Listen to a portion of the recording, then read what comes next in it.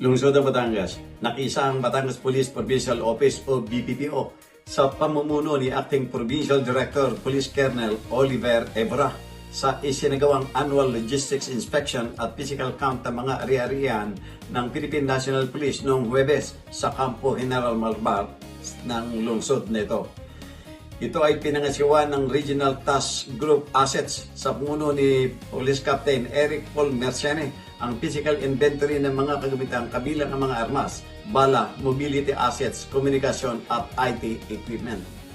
Ang hakbang nito ay alinsunod sa PR Operating Plan No. 12-2026.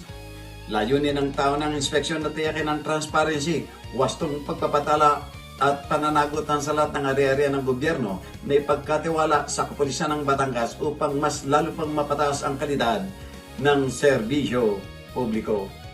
Jojo Cesar Magsumbulgulat para sa journalnews.com.ph